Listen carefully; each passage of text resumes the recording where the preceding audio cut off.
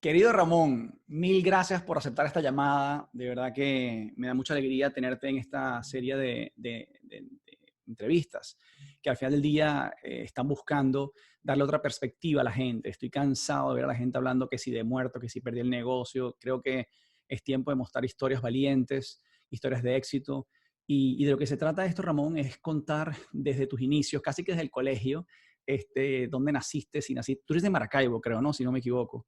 Entonces, bueno, que nos cuentes un poquito esa historia hasta llegar a ser alcalde y luego de ser alcalde, tus siguientes pasos. O sea, de eso se trata un poquito. Y al final tengo una serie de preguntas que hago a todas las personas que estamos conversando con para establecer como algunos links que son comunes. Porque parece mentira, todos los líderes coinciden en un montón de cosas o prácticas comunes. Así que mil gracias nuevamente, Ramón, y cuéntanos tu historia. Bueno, Ricardo, gracias por la invitación. Fíjate, contar la historia sería muy largo y probablemente muy aburrido para la gente. Así es que voy a contarte solamente algunas cosas y luego profundizamos en lo que tú quieras, ¿no? Okay. Pero sí, soy maracucho, nací el 25 de diciembre. Niño Eso, Jesús, el niño Jesús. totalmente. Yo nací el día del Niño Jesús y mi mamá el día de la Virgen, 24 de mayo. Así es que Oh, wow. cualquier coincidencia es pura casualidad. Cualquier parecido con la realidad es pura coincidencia. Oh, bueno. Mira, y bueno, fui al colegio en Maracaibo, me gradué de bachiller en Maracaibo, empecé a hacer política en el colegio, delegado curso, presidente de la Sociedad Bolivariana, presidente del Centro de Estudiantes, empecé allí. ¿En cuál año del colegio empezaste a hacer ya temas de estudiantes? ¿En primer año, segundo, en cuál? En cuarto grado empecé a ser delegado curso y luego ya en bachillerato varios cargos todos los años en el Centro de Estudiantes y en cuarto y quinto año presidente del Centro de Estudiantes, esos 2 años, ¿no? Ok, Entonces ya el tema de preocuparme por los demás y meterme en la vida de los demás estaba desde el colegio, pues, ¿no? ok. Siempre fue un rasgo, siempre fue algo que tuve muy claro, porque fue algo que nació, digamos, cuando veo gente hablando sobre los temas vocacionales, yo entiendo perfectamente lo que es cuando tú naces con las ganas de hacer algo, ¿no? O sea, yo entiendo cuando tú lees esas historias de los golfistas o del tenista o del pelotero que desde chiquito agarraba la pelota, tenía 1 año y ya estaba empezando a jugar, lo entiendo perfectamente. Yo desde muy joven ya estaba interesado en esto y empecé muy temprano, ¿no? Claro, no era una política partidista ni nada parecido a la política de la vida real, pero era la política en el colegio. Ya empezaba, ya tenía lo básico, ¿no? Pero Claro. bueno, en fin, me gradué y me fui a Caracas a estudiar Derecho en la Universidad Católica. Allí seguí, también fui delegado a curso, etcétera, etcétera. Pero, bueno, era otra época, el movimiento estudiantil no existía como hoy en día, no había Venezuela estaba en democracia, Claro. era otra cosa muy distinta. Pero mi interés también estaba en el sector privado. Entonces comencé a trabajar, más bien mi esfuerzo estaba en estudiar y en trabajar en mi área, que era el derecho. Trabajé ¿Trabajaba en un bufete o una compañía? Bueno, trabajé primero en un grupo empresarial, en el grupo Cisneros, Ah, sí, no que me sabía. ayudaba, sí, ¿El y grupo de luego, Osvaldo, de Gustavo, de cuál? no, en el grupo de lo que era en ese entonces la ODC, la Organización Diego Cisneros. Ok. Y bueno, luego de allí, eh, cuando me estaba graduando, como mi interés era los negocios y, vamos a decir, los números, me fui a una firma de auditores y asesores tributarios, que era la filial de Ernst Young. Entonces, bueno, ahí hice asesoría tributaria, me relacioné mucho con números, contabilidad, auditorías, etcétera, ¿no? Y luego de allí me fui, hice un posgrado en Venezuela, en Derecho Financiero, que de nuevo era mi vocación, y luego me fui a los Estados Unidos a hacer un MBA. Emory, ¿no? Perdón. Y en Emory. Exactamente, en la Universidad de Emory hice mi maestría en Administración de Negocios. Pero Eh, qué increíble que estabas. Primero estudiaste Derecho, después te fuiste bastante a finanzas. Está Así durísimo. es, así es. Derecho financiero primero, finanzas y administración y negocios después. Claro, siempre tenía esa vena política dentro, pero yo lo veía como que mi vida iba a ser primero sector privado, primero construir estabilidad financiera y económica, construir negocios, empresas, etcétera, que era un poco, es mi herencia natural, o sea, es lo que hicieron mis padres, mis abuelos, por varias generaciones. Nadie en mi familia, en mis antepasados no estaban en política, estaban en el mundo empresarial o eran banqueros o eran comerciantes o eran industriales o eran Ah, ganaderos. eres el único de la familia que salió malo, pues. Yo Que la, salió- yo soy la oveja negra, El exactamente. loco, el loco. Me dicen la oveja blanca, pero entonces, bueno, fui a, digamos, ese era eso era lo que yo visualizaba. Que es un poco también el modelo en que lo hacen en muchos países desarrollados, inclusive sociedades como la americana. La gente salta del sector privado o de los medios o de los deportes, después que hace, vamos a decir, es muy exitoso en un área, saltan a la política pasa mucho, ¿no? Pero bueno, en fin, lo cierto es que en Venezuela cambió, pasaron las cosas que pasaron, cayó la democracia, digamos, ganó Hugo Chávez las elecciones. Bueno, comenzaron a pasar cosas, cayeron los partidos tradicionales y se abrieron oportunidades. Es decir, lo que fue la debacle para uno fue el inicio de oportunidades para otros, porque finalmente se empezó a dar en Venezuela una especie de, o sea, se abrió un espacio en la política para nuevas generaciones. La gente comenzó a sentir como un repudio hacia lo viejo, se abrió un espacio para las nuevas generaciones y surgieron partidos y líderes jóvenes en aquel entonces, ¿no? Entonces, bueno, Primero Justicia tal vez es el mejor ejemplo, pero había otros grupos y partidos. Y, bueno, empezaron a aparecer figuras como Julio Borges, que salió de la televisión a la política, o Enrique Capriles, que se lanzó igual que Leopoldo López a la constituyente y tal. Tuvieron ¿sabes? Esas peleas muy duras con el chavismo, pero terminaron siendo alcaldes en Chacao y Baruta. En ese entonces eran Enrique y Leopoldo alcaldes en Baruta. Yo estaba en la alcaldía mayor. Yo regresé a Venezuela, después me envié a hacer política. Estaba yo en la alcaldía mayor y, bueno, coincidíamos. Éramos un poco los voceros. Eres el prefecto más joven, ¿no? Fuiste el prefecto más joven, ¿no?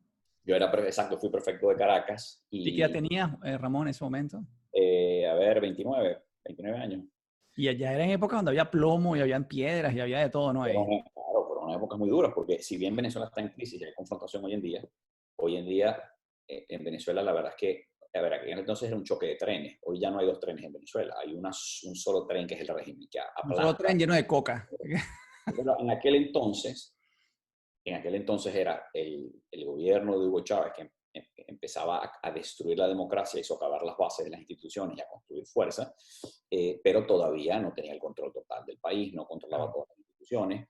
Habían, por ejemplo, los medios de comunicación eran independientes, los llamaba Chávez los cuatro jinetes del apocalipsis, ¿no? Entonces, por ejemplo, la fuerza que tenían RCTV, Venevisión, Televen, Globovisión, era muy fuerte cuando eran, bueno, medios independientes, sólidos. Hoy en día RCTV no existe, Globovisión fue comprada por gente cercana al gobierno, los demás canales de Venevisión y Televen, si dicen lo que no deben decir, lo cierran, la concesión depende del gobierno, bueno, en fin. Pero en aquel entonces, en la Fuerza Armada no estaba cooptada todavía, no había el control del castrochavismo sobre la Fuerza Armada. En fin, era otra Venezuela, pero era una lucha de trenes. Entonces, en aquella época, vamos a decir, a nosotros en la alcaldía mayor, ¿no? Ataques a tiros, a granadas. Existía Lina Ron, era tal vez la cara más fea del régimen en aquel entonces. Su guarida estaba a pocos metros de la prefectura y de la Plaza Bolívar de Caracas. Qué locura. Los ataques eran a tiros. Fue la época de la intervención de la Policía Metropolitana. Recuerdo una madrugada cuando me llamó el comisario Henry Vivas a decirme: mire, doctor, aquí eran las 3:30 de la mañana. Me dijo: doctor, aquí hay tanques de guerra en Cotiza. Y me acuerdo que le dije, no disparen, no disparen. Tanque de guerra en Cliver Alcalá comandó la operación del ejército tomando la sede de la Policía Metropolitana en Cotiza. Imagínate tú que acusaban a la Policía Metropolitana de golpista y que el plan Bratton era un plan de la CIA. Bueno, en fin. Pero lo que te quiero decir es que fueron épocas muy duras, muy duras. Yo trabajaba con un chaleco antibalas. Es decir, tenía un chaleco antibalas que tuve que usar con mucha frecuencia. Fueron épocas muy duras. La gente se le olvida, pero esta crisis ya tiene muchos años. ¿Y te tocó también aquella vez que sacaron a Chávez? La primera vez. ¿Estabas también? Claro, pero es que recuerda que la marcha multitudinaria del 11 de abril, tal vez la marcha más grande de la historia de Venezuela, fue custodiada por la Policía Metropolitana, que dependía de nosotros. El alcalde mayor en ese momento era Alfredo Peña. Yo era prefecto, yo no tenía, la verdad, no le daba órdenes a la policía, pero sin embargo era parte fundamental de ese equipo, y ahí estaban los jefes de la policía, eran el secretario de Seguridad Ciudadana, era Iván Simonovic, hoy en el exilio, por muchos años. El director de la policía era Henry Vivas, el subdirector era Lázaro Forero. Los dos estuvieron presos muchos años en Ramo Verde. Igual que un grupo de policías metropolitanos que después de la marcha, recuerda que ese día fue la marcha, hubo los eventos de Puente Llaguno, pistoleros del régimen dispararon y mataron gente. Un periodista que tomó imágenes muy famosas, Luis Alfonso, terminó ganando un premio en España, pero se tuvo que exiliar. O sea, esas imágenes fueron muy, muy crudas. Y después de eso el gobierno remetió contra la oposición, pero especialmente contra la alcaldía mayor, contra la policía metropolitana. De hecho, terminó metiendo presos a 8 policías a quienes acusó de haber causado las muertes, cuando realmente la policía metropolitana ese día salvó vidas. Trató de hacer algo, bueno, hizo advertencias a quienes marchaban de que acercarse a Miraflores y a las escalinatas del Calvario y era muy esposo. Pero bueno, la gente estaba en un estado realmente de Sí, basta. No, son cosas muy difíciles de controlar. Pero bueno, lo que te quiero significar con esto es que sí, todo eso lo vivimos, momentos muy duros. Efectivamente, a raíz de eso, Chávez sale, se lo llevan, vuelve. Todo eso ocurrió estando nosotros allí, por Sí, supuesto. claro, claro. Yo me acuerdo que era sensación así como, ¿cómo es que decían? Era como con la tarjeta American Express, que era algo como que el tipo vivir sin Chávez un día era como algo sin precio, ¿no? O era Mastercard. Como que era un día sin Chávez, era así como que algo soñado. No me acuerdo cómo era la frase, pero sí me acuerdo de la felicidad. Y me acuerdo incluso en ese momento, mi papá tenía las tiendas Tropicana, y yo recuerdo decir, fíjate la locura, ¿no? Yo ya decía a la gerente, decía, mira, estoy súper contento, quédense tranquilas, que esto es lo mejor que pudo haber pasado. Si hubiese seguido Chávez, hubiese sido un desastre. Y el lunes ya estaba el loco de regreso. Yo decía, ahora que le digo a la señora, no, mira, echando broma, no te preocupes. Igual lo vamos a resolver, pero sí, la verdad que desastre, y sobre todo tú en la posición que tenías. La verdad que no había caído en cuenta que estabas de verdad en unos momentos más difíciles y por suerte no te metieron preso, porque te pudieron haber metido preso tranquilamente como el culpable de toda esa historia. Bueno, la primera vez que estuve a punto de que me metieran preso fue justo cuando se llevaron presos a Vivas, a Forero y a Simonovis. En ese entonces, un periodista muy conocido, me escribió y me dijo, el SEBIN te está buscando, hay una orden de captura contra ti. Yo en ese momento, pues, digamos, procesé la información, decidí quedarme y asumir lo que fuera. Afortunadamente no fueron por mí, pero efectivamente fue la primera vez que sentí que realmente podía terminar preso. Wow. Ah, fue lo que nos tocó. Yo recuerdo cuando la gente me visitaba, a veces algún amigo llegaba, un familiar a la alcaldía metropolitana, que es en la Plaza Bolívar de Caracas. Yo me acuerdo que cuando entraban y pasaban por entrada, yo les enseñaba las esquirlas de unas granadas, ¿no?, que nos habían lanzado en alguno de tantos ataques. Entonces le mostraba porque toda la puerta principal y la pared de entrada de la alcaldía estaba llena de esquirlas. Entonces yo le decía, mire, habían 100, 150 impactos de esquirlas, de granadas fragmentarias. Les decía que nos atacan con granadas fragmentarias. Y les mostraba mi oficina, las oficinas, el salón protocolar estaba perforada, las ventanas tenían los huecos de las balas, ¿no? Incluso una bala rozó un cuadro de Reverón, que afortunadamente no lo rompieron algún cuadro, pero había uno de Reverón muy, muy querido, muy famoso, muy valioso, que lo rozó una bala, afortunadamente no lo rompió, y todo eso quedó para la historia, ¿no? Era increíble, increíble. La verdad que en el caso, sobre todo de ustedes políticos en Venezuela, y hoy hice una entrevista también a Andrés Pastrana, y la verdad que él también enfrentarse a Pablo Escobar, a los carteles, o sea, ustedes tienen de verdad Guáramo de... Yo te soy sincero, yo no nací ese día. Yo hubiese sido lo que corría, allá corrió Ricardo. Yo de verdad no sé, no tengo esas tripas, sinceramente, pero es un acto realmente de valentía, de pues estás realmente, o sea, sabes que estás poniendo la vida en riesgo. Porque vamos a estar claro, con la malandra de la Linarrón y esa gente asquerosa, esa gente, olvídate que no estaban jugando carrito. Esa gente iba por ti y te iban a matar. Entonces, en conseguido te mataban. Simplemente es una, o sea, primero yo creo, bueno, nosotros nos conocemos también por un gran amigo, Daniel Russo, y te digo una cosa, antes de conocerte, Ramón, yo recuerdo cómo Daniel te describía, y me decía, ese tipo no solamente es un bicho que es un nerd, que es súper buen estudiante, sino que el tipo en el tiempo que tenía libre en Atlanta, se la pasaba leyendo el periódico de Venezuela, las noticias, el tipo es apasionado por Venezuela y tal, y la verdad que se entiende que solamente por un gran amor tan especial, por un sentimiento de patria, se llega a poner en peligro la vida, que no solamente la pusiste en ese momento, sino que después en la alcaldía también pasaste las de Caín. De hecho, tuviste que salir corriendo, pero ya vamos a llegar ahí. Entonces, bueno, termina esa etapa como perfecto, Ramón, y ¿a dónde brincas? Sí, nuestro buen amigo Daniel, ¿no? A quien que coincidimos, estudiamos juntos, como te decía hace un rato, el posgrado que hicimos aquí en los Él Estados se fue Unidos, para ¿no? Coca-Cola y tú te fuiste para la alcaldía, imagínate. Exacto, lo estudiamos juntos y después de eso yo regresé a Venezuela y estuve ahí en la alcaldía y bueno, todo este tipo de cosas Claro, claro.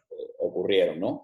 Y bueno, luego de eso, bueno, salimos de la alcaldía y yo estuve en asuntos privados, en negocios y en trabajos privados, pero siempre estaba ahí el gusano de la política, siempre, ¿no? Y cuando tú tienes el gusano adentro, no te deja vivir porque tienes la inclinación y las ganas. Entonces era cuestión de tiempo para que yo volviera y regresara, ¿no? Entonces, recibí muchas invitaciones, la verdad, debo reconocerlo, por varios partidos. Ah, yo debo decir también que no solamente tú recibiste invitaciones de partidos políticos, mías también, de venir a hacer un negocio conmigo. O sea, Exactamente. socio, ¿te acuerdas? Pero yo creo que lo único peor que meterme en político hubiera sido hacer un negocio contigo, así que... La verdad que me encantó porque Ramón cuando entra, teníamos la agencia y realmente queríamos como qué otro negocio adicional podríamos hacer y de verdad me quedé impresionado de que eres un tipo brillante. O sea, la forma como evaluaste el negocio, no fue como vamos a darle como un loco, no, no, no, no. Sacaste matemáticas, hiciste una proyección y dijiste, mira, Ricky, ¿sabes qué? No veo una oportunidad en esto, en lo otro, y al final del día, ahí también salió eso de que mi pasión es lo otro. Y en ese momento me acuerdo que estaba la posibilidad que tenía ya tiempo persiguiéndote Primero Justicia, y terminaste yéndote por ellos, ¿no? Con Primero Justicia fue que fue. Así es. Bueno, gracias por los comentarios. Pero es que es verdad, lo digo de Después corazón. me manda la factura para mandarte el cheque Pero es por verdad, lo digo de la corazón. publicidad. Y Mira, pregúntale a otros que conocen, que siempre cuento esa historia, porque es cierta. mira, muchas gracias. Sí, efectivamente, bueno, estuvo esa época en la que con varios amigos, incluyéndote, hicimos cosas o buscamos oportunidades de negocios, etcétera. Pero bueno, estaba el tema, siempre usaron la política y surgió la posibilidad y el interés por aspirar a una alcaldía. Entonces, aspiré en ese momento formalmente a la alcaldía de Chacao. Eso fue el año 2008, 2007, 2008, elecciones del 2008. Fue una campaña durísima, Estaba brutal. La Leopoldo gente duda. saliendo.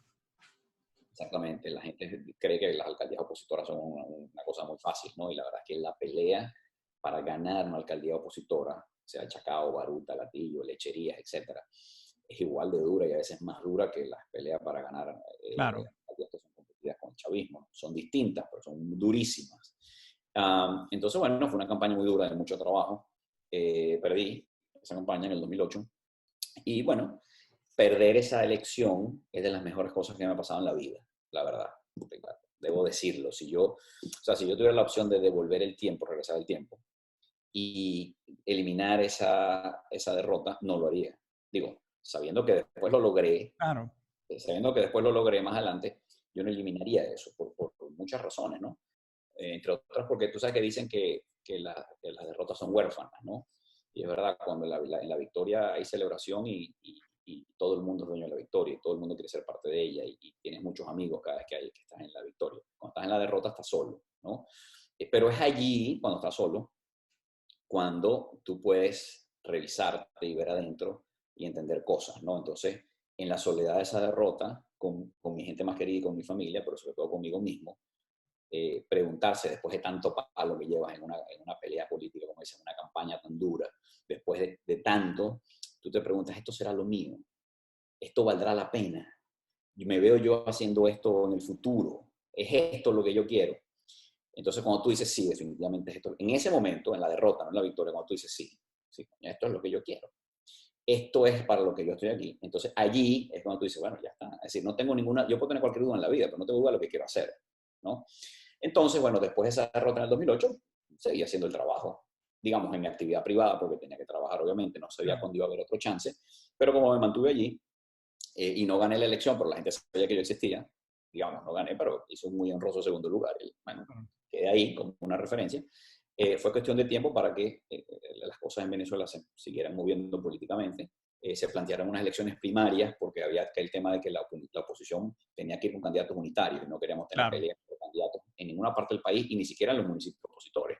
Entonces hubo unas primarias en el 2012 en las cuales aspiré a ser el candidato de la unidad en Chacao y gané. Me acuerdo que ese día teníamos un ticket en Miranda, que esas fueron las primeras que ganó Enrique. Era Enrique para presidente, Carlos Ocariz para gobernador de Miranda, y bueno, yo para alcalde de Chacao, y había una serie de candidatos en cada municipio. Claro. El Trabuco lo llamábamos. Sí, era un Dream Team, la verdad.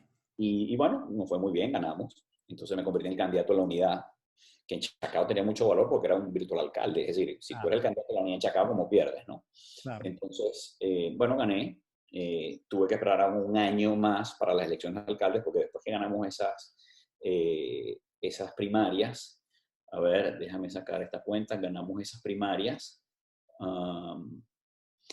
pero a ver, en el camino murió Chávez. Murió Chávez. O sea, tú te haces alcalde ya con Chávez muerto. Ya Chávez había muerto, porque muere Chávez, entonces pasa aquella cosa extraña donde Chávez muere pero no lo avisan al país. Chávez muere probablemente en diciembre y el gobierno empieza a preparar las elecciones presidenciales para una vez que anuncien, como la Constitución dice que las elecciones se tienen que hacer 30 días, 30 días Tener después todo listo. de la ausencia absoluta del presidente. Entonces muere Chávez en diciembre, pero no avisan nada, pero había informaciones de que se sabía que el CNE estaba haciendo todo para organizar una elección. Finalmente anuncian la muerte de Chávez, no sé cuándo, en marzo, abril. Increíble. Anuncian la muerte de Chávez y las elecciones una vez. Porque esas elecciones tuvieron la particularidad que prácticamente fueron hechas en el velorio de Chávez, velando a Chávez, se hizo con esa elección. Sí, y ya con el mandato de Chávez que si me muero, este es el loco. Exactamente. Pero bueno, de nuevo, así rapidito. Entonces, después de esas elecciones, una de las cosas que trata de hacer Maduro, recién electo, un poco para normalizar el país, tratar tú sabes, cambiar la tónica, es que convoca elecciones de alcalde y gobernador. ¿Okay? Entonces, bueno, los que ya habíamos ganado las elecciones primarias somos los candidatos. Claro. Y bueno, yo gané la elección en Chacao, ¿no? Pero sí, bueno, mi historia patria, ¿no? Mi ¿Y qué, historia, y qué la edad, historia y qué edad- reciente. qué edad tenías cuando ganaste esa elección, Ramón? Oye, no sé, tenía probablemente, ¿qué? 40 años, ¿Tú qué 39. tienes ahora? ¿Cuántos años tienes ahora? Esa elección fue, yo nací en el 72 y esa elección fue en el 2013. Así es que 41 años. Yo tengo ¿Y, 46 hoy, nací en el y cuántos 72. años estuviste en la alcaldía antes de tener que salir corriendo? Bueno, a ver, yo gané las elecciones, a ver, esas elecciones fueron en diciembre del 2013, el 8 de diciembre del 2013. Yo asumí la alcaldía el 12 de diciembre del 2013. Y fíjate esto, tú sabes que cuando uno asume un cargo público, ustedes, los asesores, lo primero que le dicen a uno es, y los consultores políticos le dicen a uno, que cuando uno llega, un presidente, un alcalde, un gobernador, llega a un cargo, los primeros 100 días son claves, ¿no? Claro. La teoría es que lo que tú haces al llegar genera un impacto Hasta más en los libros, pues. que se queda, ¿no? Además que cuando tú llegas a un cargo tienes una luna de miel con tus electores. Los electores te dan 6 meses para ver cómo es la cosa. Después que empiezan el desencanto. Pero bueno, si este tipo era perfecto como candidato, porque ahora no. Pero ¿qué pasó? Entonces empieza ese proceso natural de desgaste del candidato que era súper atractivo al gobernante que, bueno, tú sabes, tiene que empezar a decir las cosas como son. Pero cuando tú eres candidato tienes más libertad. Cuando tienes que estar gobernando tienes que tomar las decisiones duras, ¿no? Pero bueno, te decía que yo asumo el 12 de diciembre, teníamos nuestro plan y empezamos a ejecutarlo. Nosotros empezamos a hacer cosas de inmediato, inclusive, por ejemplo, empezar a iluminar el municipio, que no era competencia nuestra, pero una gran queja a los vecinos es las calles están oscuras y es una competencia nacional de Corpoelec. Corpoelec no lo hace, pero nosotros con algunos, vamos a decir, empresarios privados que querían ayudar, empezamos a iluminar, ¿no? Muy rápido empezamos a hacer cosas. Pero bueno, no había pasado un mes, bueno, diciembre es muerto, hicimos nuestra cosa en la Plaza Altamira, la gente recibió el año nuevo en la Plaza Altamira, como siempre lo hacemos, pero el 12 de febrero, habían pasado 60 días, Día de la Juventud, se había convocado aquella marcha muy grande al centro, que es parte de Plaza Venezuela, y ese día comenzó aquello que se llamó la salida, ¿no? Ese día, 12 de febrero, hubo un muerto en Chacao, un chamo, Robert Redman, le metieron un tiro en la cabeza frente a la cancha de Latigo Chávez en pleno Café Chacao. 12 de febrero, tenía 60 días como alcalde. Desde ese día hubo represión y enfrentamientos y tiros y heridos y muertos en Chacao por más de 100 días seguidos. Yo me acuerdo que el primer día que no tuvimos actuación de la Guardia Nacional o de la PNV con lacrimógenas, con detenidos, me acuerdo que puse un tuit y dije, hoy, tal día de tal, en abril, mayo, junio, de esta saber, se cumplen 106 días, después de 106 días ininterrumpidos, es el primer día que no viene la ballena, el rinoceronte, las Es lacrimógenas. cierto que Chacao se tomó como la plaza de la batalla, pues, donde todas las cosas se libraban era ahí, pues era Era el epicentro de la protesta. Después volvió a hacerlo en el 2017, bueno, entre otras por razones más. Primero, un municipio muy opositor, donde además la gente se siente más protegida, no era igual claro, una manifestación contra el gobierno el 23 de enero, claro. en Katia, que en Chagao, ¿no? Claro. Por eso es que el gobierno se ensañó mucho contra nosotros, porque el gobierno lo que esperaba era que nosotros impidiéramos esas manifestaciones, o que la policía de Chacao hiciera cosas indebidas, como por ejemplo tratar de mantener el orden público, para lo cual no tiene competencia, o impedir el libre ejercicio de los derechos civiles y democráticos de los venezolanos, cosa que tampoco podíamos hacer, ni hicimos. Y pagamos un precio por eso, pero lo sabíamos. Es decir, nosotros podíamos transigir con el gobierno y hacer las paces con el gobierno y sacrificar, vamos a decir, nuestras creencias, sacrificar los principios y los valores democráticos y probablemente nuestra carrera política también, tirarla por la borda, o enfrentarnos, pararnos firmes y asumir las consecuencias. Las consecuencias iban a ser cárcel o exilio. Las dos son muy feas, pero bueno, yo escogí exilio, que para Claro. mí considero es menos malo que la cárcel por muchas Y razones. has hecho mucho más fuera que estando ahí en Se un puede hacer hueco. mucho más desde afuera. Bueno, además los presos políticos no pueden solucionar el problema. Los presos políticos se convierten en otro problema que hay que resolver. Cada vez que hablamos de Venezuela o de las negociaciones, de los diálogos o de lo que hay que hacer, hay que liberar a los presos políticos. Los presos son un problema que tenemos que resolver. Sí. Los presos no pueden resolver el problema de Venezuela. Entonces, bueno, preferí el exilio por eso y por muchas otras razones, personales, familiares, de todo tipo. Pero efectivamente, quienes no podemos dar la lucha en Venezuela porque el régimen nos apresa, tenemos la opción de ir presos, y hay muchos, desde los que lo decidieron, lo escogieron, que pudiendo escoger lo escogieron, como Leopoldo. Leopoldo, pudiendo escoger el exilio, escogió la prisión, y se respeta esa decisión, ¿no? Claro. No se critica, se respeta, y además se reconoce el sacrificio familiar, personal, es muy duro, ¿no? Y hubo otros que escogieron el exilio, muchos, yo soy un caso, tantos otros pues, que están en el exilio, y también tienes los que no pudieron escoger. Hay gente que no puede escoger, que le llegó el SEBIN a su casa y se lo llevó, ¿ok?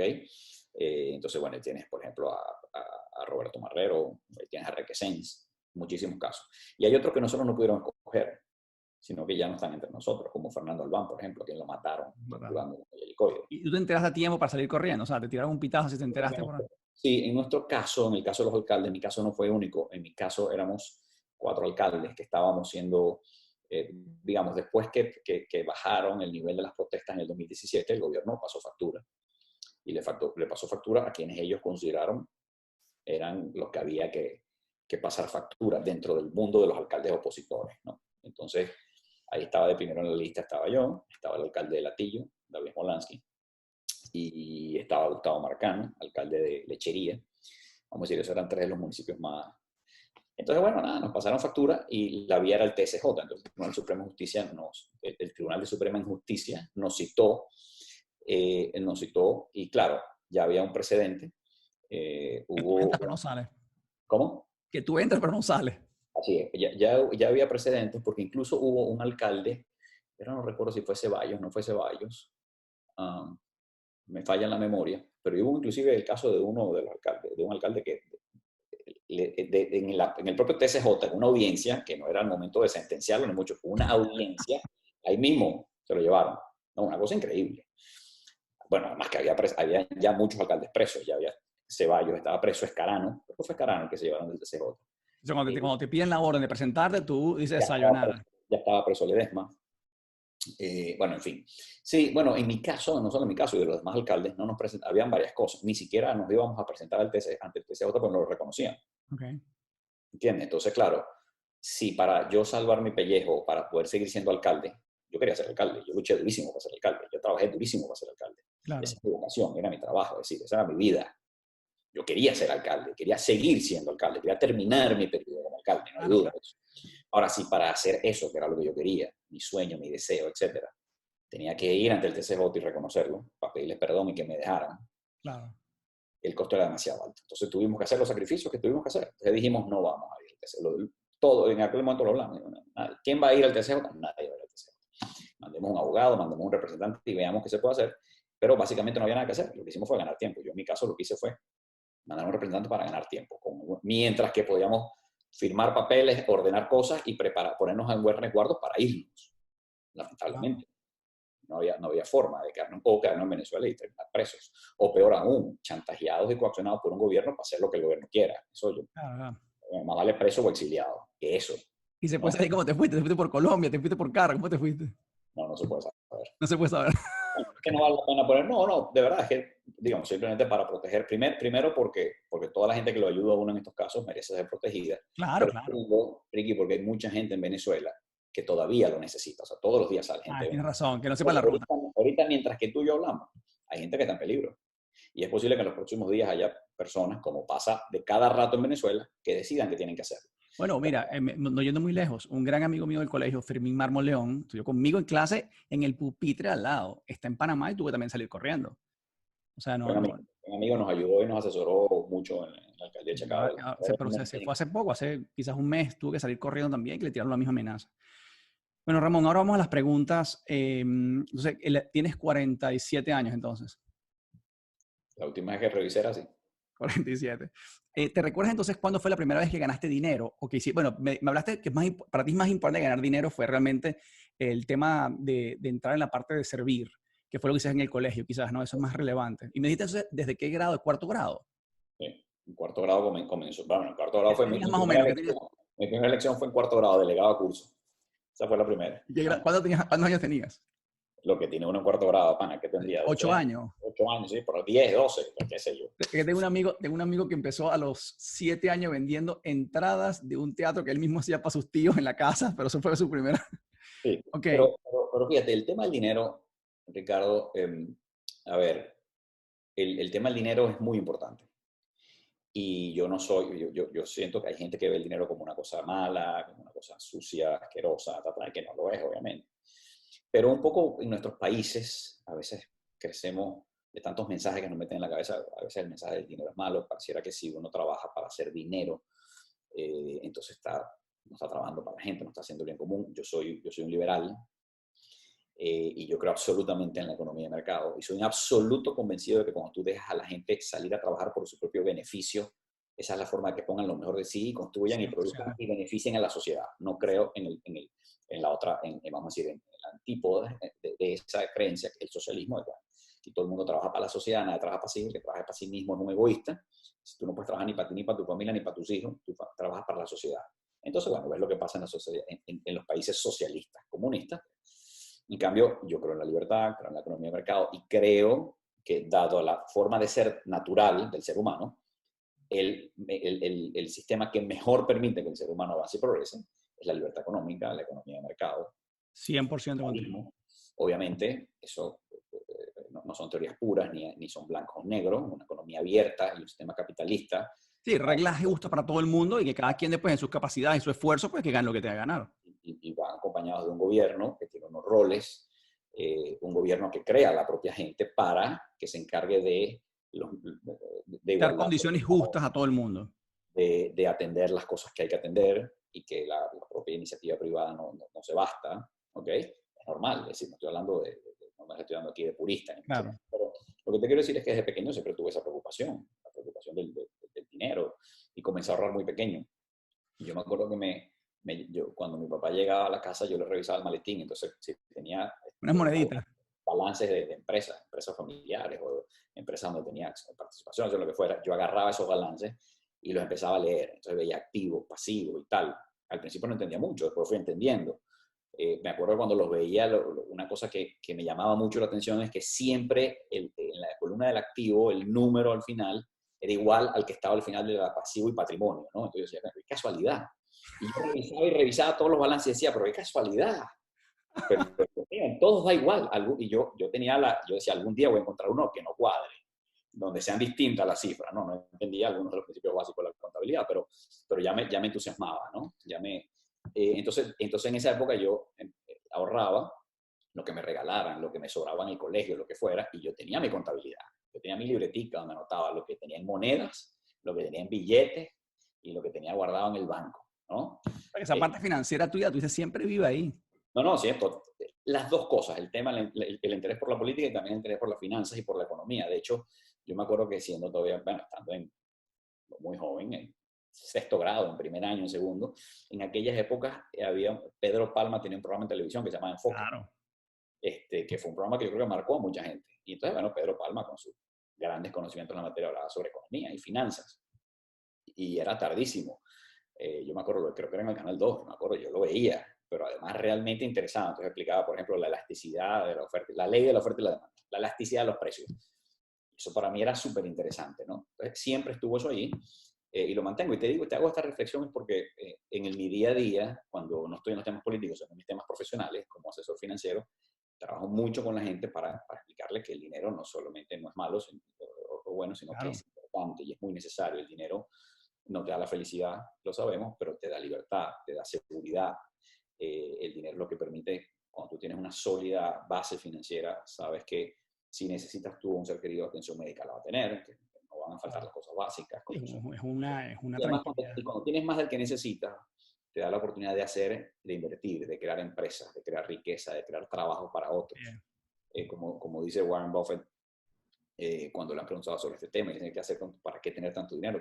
Y él dice, mira, la verdad es que yo lo que tengo, lo que necesito ya lo tengo, las cosas que quiero tener ya las tengo, y ese montón de dinero que está ahí no lo voy a gastar, no lo voy a usar. De hecho, Buffett es famoso porque vive en la misma casa por los últimos 60 años, no ha cambiado de casa, no se compra una cosa más lujosa, no tiene avión privado, aunque bueno, compró NetJets, que es una empresa que alquila aviones, y él alquila aviones, él alquila el avión, pues, pero digo, maneja un carro americano de hace 10 años, no tiene carro lujoso, y al final dice, todo ese dinero es para la sociedad, es para fundaciones, como la Fundación Bill y Melinda Gates, que ahorita tratando de buscar una vacuna para el coronavirus, en fin, para un montón de gente que está haciendo bien por la sociedad, porque yo no lo voy a gastar, le voy a dejar un poquito a cada hijo, bastante poco por lo que vi relativo a su riqueza, y eso. Entonces, de nuevo, es importante, Ricardo, y eso siempre lo tuve presente. Es importante, y más cuando tú te metes en una cosa tan riesgosa como lo que me metí, que es hacer política, ¿cómo haces para? La regla número uno de un político debe ser, uno, no hagas política con tu dinero, ni con el dinero de tu familia, porque te va a ir mal en política y vas a arruinar a tu familia. Un político que no es capaz de llamar a unos amigos y pedirles una ayuda en dinero o en especie para comenzar una campaña. Epa, Ricardo, necesito una franela. Epa, fulano, necesito unos afiches. Epa, fulano, necesito unos activistas. En fin, el que no es capaz de eso y luego de empezar a recaudar fondos, como hace cualquier político en cualquier campaña, en cualquier país democrático, bueno, probablemente no va a ser un buen político si no es capaz de hacer eso, ¿no? Pero la historia está llena de gente que ha puesto su dinero, a lo mejor gente que tiene mucho dinero y cree que eso va a ser el éxito en política. Entonces entran con su dinero, pierden el dinero y le va mal a la política. Me recordaste cuando hablaste de Pedro Palma que yo tuve el privilegio de tenerlo en la oficina porque una de sus hijas estaba casada, bueno, está casada con un buen amigo que vivía en Londres, después está en Madrid. Y la verdad que tuvimos la oportunidad de hablar en la oficina, entonces le contamos nuestro negocio, entonces nos daba consejos, la verdad que es un genio, un crack total. Tu primer emprendimiento entonces, Ramón, porque veo que también tienes emprendimiento, no solamente la parte social, ¿te recuerdas cuál fue tu primer negocio que hiciste? Sí, no, fíjate que más bien lo que recuerdo es mi primer trabajo, ¿no? Okay. O sea, eso fue lo que realmente fue importante para mí, porque yo cuando estudiaba, bueno, era estudiante de tiempo completo en la Universidad Católica, estudiaba Derecho en la Universidad Católica Andrés Bello, estudiaba en las mañanas y comencé a trabajar en las tardes, en segundo año, comencé temprano, en segundo año empecé a trabajar. Bueno, trabajaba medio tiempo, trabajaba todas las tardes, yo salía de la universidad, iba a mi casa, me bañaba, me ponía la corbata, porque tenía que ir en full corbata, Claro. me comía algo, almorzaba en la casa o en la calle, lo que fuera. Llegaba a la oficina a la 1:30, trabajaba como hasta las 5 todos los días. Y bueno, me acuerdo, pues tenía mi sueldo alcanzaba para algunas cosas, no me daba la gran vida, yo seguía así dependiendo de mis padres, para la Claro. universidad, vivienda, etcétera. Pero asombrosamente un sueldo de un estudiante de Derecho medio tiempo alcanzaba para algunas cosas. Más Claro, de claro, claro. tomando en cuenta que hoy un profesional con 3 trabajos no puede comer, en aquella época éramos, O sea que ese trabajo lo tuviste a los 21 años por ahí. perdón, Ese trabajo lo tuviste a los 21 años, más o a los menos. 18, ¿A los? a los 18 años, yo entré a A la los universidad 18 años. a los Ok. 17, y en segundo año tenía 18 cuando comencé a trabajar. Desde ahí empecé y más nunca paré. Cuando he dejado de tener trabajos formales con sueldo es porque estaba en iniciativas privadas de negocios o estaba en política, Claro, función pública o en campaña electoral, y es incompatible, pues no se puede estar en claro, claro, claro. público y en privado. Creo que ya me nombraste cuál fue tu mayor fracaso, que fue el tema de la alcaldía, pero lo convertiste en una gran reafirmación, o más bien te sirvió para reafirmar tu vocación por el tema servicio. Un gran aprendizaje. Esas cosas lo que hacen es darte fuerza. Y Sí. como dicen por ahí, lo que no mata fortalece. Esas Sí, cosas. no, y te digo una cosa, que es algo también que yo amo aquí de los Estados Unidos, que en muchos países tú fracasas y estás marcado de por vida. En cambio, en los Estados Unidos hay esta cultura donde fracasar es algo, si es por una cosa legal, es decir, no te robaste el dinero, es algo normal. O sea, que no es algo que te marca de por vida. Más bien, buscas aprender ese fracaso, y eso se ve mucho también en tecnología. O sea, que te digo que de las cosas que yo por lo menos amo aquí de los Estados Unidos, es esa parte, esa cultura donde o por ejemplo, que el que vale es el que lo hace desde cero y no el que lo hereda, que es tan europea y latinoamericana. Tú en Europa, uno que lo hace de cero es un nuevo rico, igual que en Latinoamérica. En cambio acá, el que tiene valor realmente es esa persona que nace desde cero, pues. ¿Y cuál sería tu mayor éxito, Ramón? Oye, la verdad, yo creo que yo no lo veo como éxito, sino como las cosas, ¿no? Que son importantes para uno. La familia, número uno. O sea, esos son los proyectos de vida que además quedan, por ser tan importantes, siempre están presentes, y que cuando, por ejemplo, te pasa algo como lo que me pasó a mí, que estoy en mi carrera política y de repente, ¡guau!, un evento estrambótico como el que nos ocurrió te saca Claro. carrera, incluso de tu país. O sea, a mí me quitó, yo perdí en un Oh, día mi trabajo, mi carrera, por decir, no mi carrera, pues siempre la puedo, digamos, sigo haciendo esto que estoy haciendo contigo es política también, pero, digamos, la política partidista, electoralista en Venezuela, el día a día, perdí mi trabajo, perdí eso, perdí mi país, la posibilidad de estar en mi país, ¿no? Pero aún cuando te pasan esas cosas, hay cosas que son importantes, que son tu ancla. Entonces, tu familia, tu fe. Me acuerdo que mi mamá me decía, desde muy pequeño siempre me decía que había tres cosas con las que yo había nacido, con las que todos nacemos, con las que uno nace y muere, ¿no? Y esas son tu familia, tu sangre. Tú con esa naciste y con esa vas a morir, tu sangre, tu familia. Eh, tu fe, tu fe religiosa, en mi caso, mi fe católica, y tu patria, pana. Y esas tres cosas, en mi caso, con esas nací, con esas moriré, ¿no? Claro, Entonces, bueno, esas son cosas que te quedan a pesar de los vaivenes. Pero del resto, todo lo demás en la vida vaivenes. Un día claro, claro. estás en la cima, un día estás en el subsuelo, un día estás lleno de felicitaciones y de Claro, reconocimientos, otro día nadie te quiere voltear a ver, claro. un día estás en las buenas, un día estás en las malas, un día estás bollante, un día no, en fin. Pero esa es la vida, Ricardo. Y de nuevo, lo importante es que uno tiene que tener un mástil al cual se aferra y se amarra en los momentos más difíciles. En mi caso, está claro que ese mástil es mi fe, mi familia, de ahí me amarro. Aguantar lo que venga, ¿no? Es así, Después me pasa el encanta. huracán y tú reconstruyes. El mejor consejo que te han dado, Ramón. Wow, me han dado tantos consejos y la verdad es que los he desobedecido tantas veces. La verdad es que son muchos, pero no, ninguno particular. Sí me acuerdo que uno que me causó mucha, mucha gracia y nunca se me olvidará porque cuando nos casamos, cuando Alicia y yo nos casamos, me acuerdo que estábamos, bueno, fuimos al matrimonio, nos casamos, de la iglesia fuimos a la recepción, a la fiesta, y estábamos como todos los novios que están con sus padres viendo a los invitados que te van saludando, y saludan a los papás, te saludan a ti, tal, tal, tal. Y me acuerdo que un amigo de mis padres, ganadero de Machique, de Perijá, de Santa Bárbara del Sur, ya, de por allá, que vino a Caracas para el matrimonio, me acuerdo que nos agarró a Luis y a mí cuando me dijo, mira, Ramoncito, vení para acá. Yo te voy a dar un consejo que yo he aplicado toda mi vida. Me dice, y yo en el medio de eso, una cola de gente para Sí, sí, saludarla. sí, sí, dale, dale. Me dijo algo que nunca, entonces me dijo, mira, tenéis que tratar a tu esposa como American Express. ¿Cómo es eso? American Express. Y yo le digo, ¿cómo es eso? Nunca salgáis sin ella. Entonces yo no sé si a mí me Está impactó buenísima. no sé si a mí me impactó más el consejo o el amigo. O sea, que me venga a decir esto Esta loquera. cuando estoy en la fiesta, soy yo que está casando, o sea, Está una buenísimo. gente esperando. Pero fíjate, esas cosas que No, no pero es un tienen. buen consejo, es un buen consejo. Así es. Inspiración o leyenda, Ramón, alguien que te inspire a ti en la vida. Sí, no, muchos, Ricardo, pero yo más que todo, yo creo que lo que tengo es gente que me ha influenciado, ¿no? Es decir, todos tenemos gente que nos influencia, obviamente, nuestros padres, profesores, maestros, etcétera, pero yo creo que tengo gente, es eso, gente que en algún momento de mi vida hizo algo, dijo algo, me planteó algo, me Hizo recomendó clic. algo, eso me marcó, ¿ok? O cambió, o ayudó a definir el rumbo, ¿no? En mi caso, obviamente, mis padres, pero también de mis profesores, algunos en particular, y hay uno en particular con quien hubo una conexión especial, y de esas personas que te ayudan a entenderte y a descubrir cosas sobre tu vocación, por ejemplo, sobre las cosas que quieres hacer en la vida. Eh, y cuando tú consigues gente así, Ricardo, te pasa una cosa curiosa, ¿no? Que es que cuando tú tienes una persona con quien hablar, con quien rebotar las cosas con profundidad y que pasa una cosa curiosa, que es que en los momentos de dificultad tú buscas a esa persona para conversar. Pero incluso si esa persona no está, porque murió, porque vive en otro país, por lo que sea, tú puedes imaginar la conversación con esa No te persona y tú hubiese sabes dicho. lo que te diría. Porque al final es como conversar contigo mismo, es como conversar con el espejo, ¿no? O sea, esas cosas pasan y cuando tú consigues gente así en la vida, es fundamental. Bueno, primero todos debemos tener gente así, ¿no?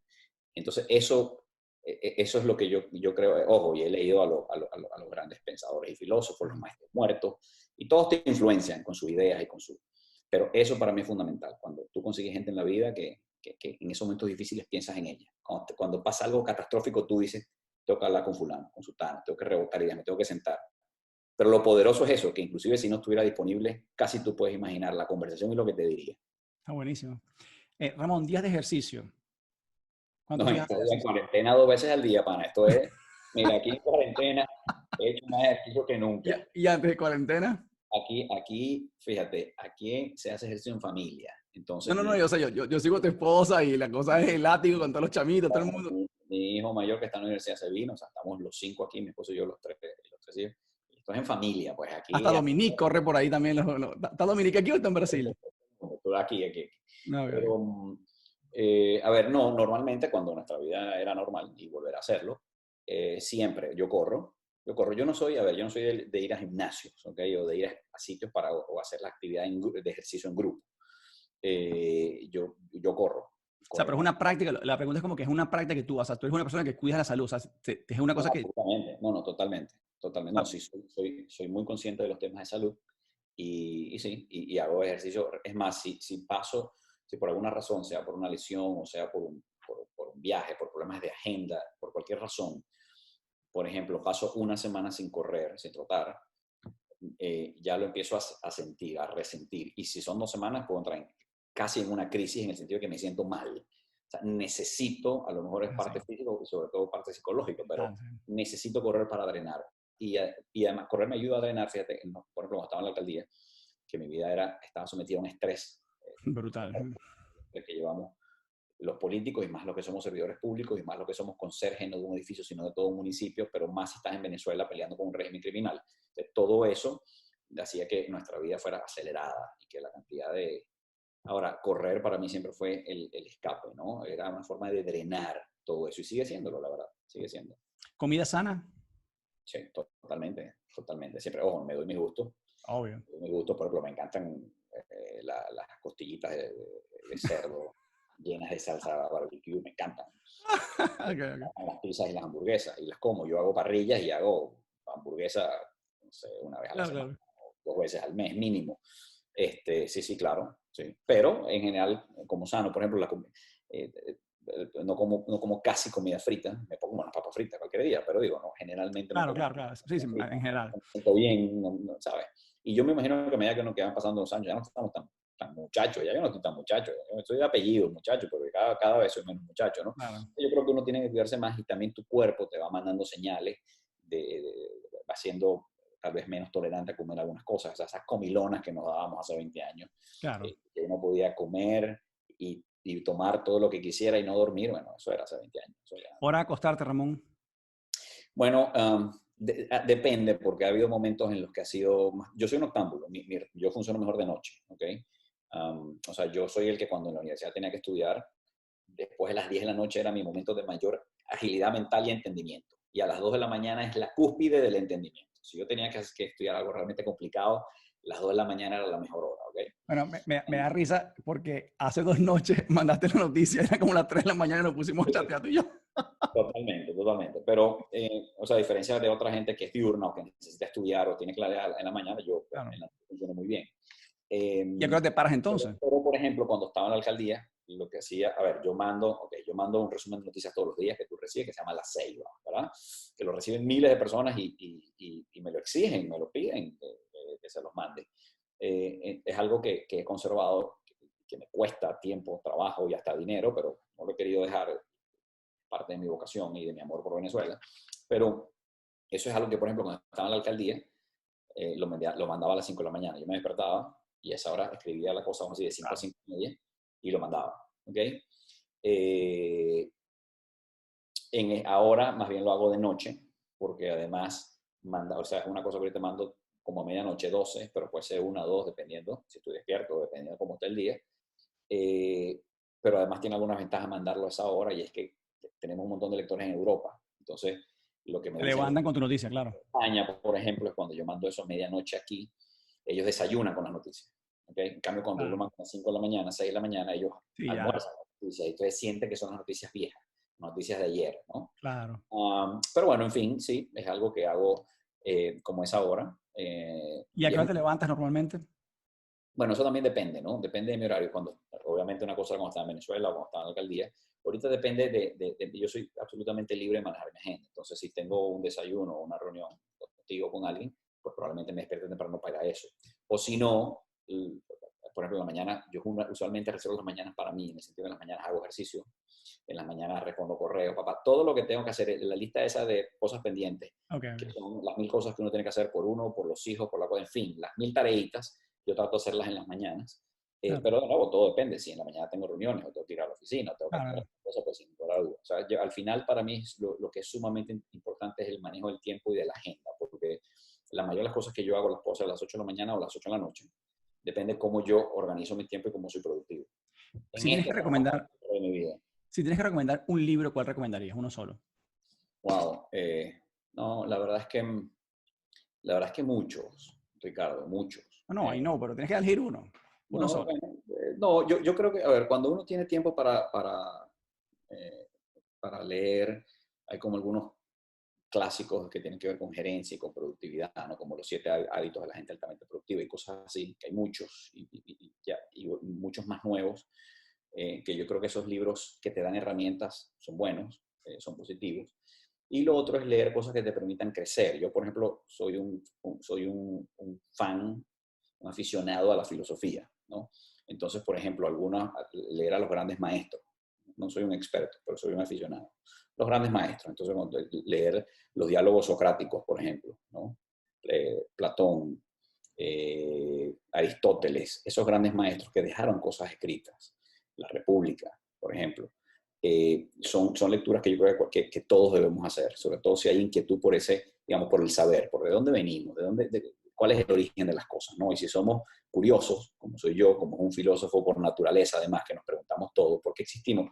¿Por qué es que existe este planeta en el medio de una cosa que es el universo, que nadie sabe cómo fue que comenzó, ¿no? Y cuál es la explicación de esto, más allá de la explicación religiosa que tenemos y teológica, quienes tenemos una fe religiosa, ¿cómo es esto? ¿Y por qué es que el hombre está en la O sea, tierra? te sorprendería, por lo menos para mí fue una sorpresa, que la mayoría de las personas que le he preguntado de libros, la mayoría no me han dicho libros de tácticas o cosas de negocio. Me han hablado todos de cosas más bien como las que me estás nombrando. Temas de más profundos, más emocionales, más casi que espirituales. O sea, de verdad que me quedo loco. Yo soy mucho más como que pragmático. Yo me leo cosas que son realmente como para inmediatamente aterrizarlas del trabajo. Pero de verdad que voy a empezar a leerme algunos libros que me han recomendado en estas entrevistas porque de verdad que no pueden estar todos equivocados. O sea, son todos mucho más como profundos, más... Y Ramón, la última pregunta ya, ¿qué recomendación le darías a la gente en pandemia? Con esto ya cerramos. O sea, ¿cuál es la recomendación? ¿Qué deben hacer? Pana, la que le he dado a mi gente querida, bueno, más allá de lo básico, se lo he dicho a mis amigos y a mis clientes. Aquí, la tarea número uno es mantenernos sanos, ¿ok?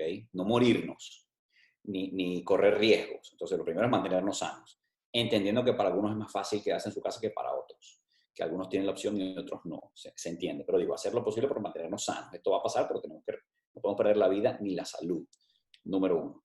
Y luego, número dos, una serie de recomendaciones que le da a la gente sobre temas desde emocionales hasta financieros, que suelen ser muy básicos. Pero para no alargar esto mucho, te voy a decir que yo creo que aquí lo importante es que este momento hay que aprovecharlo, ¿no? Te lo voy a poner así, si yo fuera entrevistador y fuera reclutador de una empresa y estuviera entrevistando candidatos y fuera el año 2021, una pregunta que yo le haría a todo el mundo es, ¿qué hiciste tú en el 2020 durante la pandemia? Eh, y todos debemos imaginarnos que nos hacen esa pregunta en el futuro. Y uno tiene que estar preparado para decir, mira, yo durante esas 40 días o 2 meses o lo que haya sido, yo me leí esto, yo creé esta idea, este Me negocio, fascina. yo hice este curso, yo tengo estos certificados porque dediqué mi tiempo a estudiar, yo hice el curso en línea, yo aprendí a cocinar y monté un canal en Instagram de cocina, yo creé un negocio, yo me dediqué a ayudar a gente que lo necesitaba. Pero tú tienes que hacer algo valioso en este tiempo, porque es que la cuarentena no es como que ponemos la vida en timer, pausa. ¿Te acuerdas del torito paralizado? Pausa, se acaba. No, no, no. La vida no está en pausa, estamos en cuarentena, pero la vida sigue. Y lo que es que hacer productivo este tiempo, y hay miles de maneras, desde hacer ejercicio y ponerse en forma, que es importante, hasta hacer ejercicio aquí, hasta nutrirse, de conocimientos, etcétera, pero crecer, Ricardo, crecer, aprender un Ramón, me idioma. gustó tanto tu pregunta que si me lo permites, a partir de hoy quiero agregar esa pregunta a todo el mundo, te lo juro. ¿Qué le vas a decir a la gente en el 2021 que estabas haciendo en la pandemia? Porque es absolutamente buenísima, o sea, es perfecta. Bueno, Ricardo, tú me preguntas en el 2021 a alguien, ¿qué hiciste tú durante la pandemia? Y te digo, yo no sé qué, yo dormí, comí y tal. Gracias. Next. Próximo, por favor, venga el próximo, porque usted no puede, digamos, esto es un problema, pero también es una oportunidad. Es Y cierto. no le das la vuelta. O sea, ¿cuántas veces nos quedamos en la vida que no tengo tiempo? Me No tengo fascina, tiempo. me fascina. Por si Oye, ¿por qué acaso, no tengo tiempo? cerraste con casi con el objetivo de estas llamadas, que la gente pana se mueva, que se pongan las pilas, que nada está viendo cosas negativas, al contrario, que vean la oportunidad. O sea, por ejemplo, mi esposa se puso a estudiar italiano y te lo juro, va como un cohete. O sea, está aprovechando el tiempo. O sea, que todo el mundo tiene que agarrar y que, lo que tú dices, que es lo que yo hice en pandemia. Hermano, I love you. Gracias por el tiempo. Una belleza de reunión. ¿Me das permiso de para la pregunta? No, puedo repetirla aquí para adelante. Te doy, Doy el crédito, doy el crédito. no me tienes que dar crédito ni citarme, tranquilo, es tuya. Gracias, Ramón. Un abrazo grande. A ti, Love nos you. vemos.